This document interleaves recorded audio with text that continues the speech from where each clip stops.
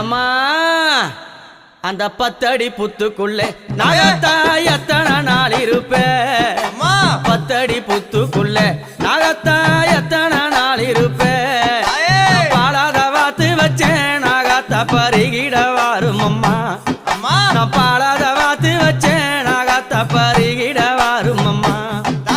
10 அடி புத்துக்குள்ளே நாகத்தா எத்தனை நாள் இருப்பேன் 10 அடி புத்துக்குள்ளே நாகத்தா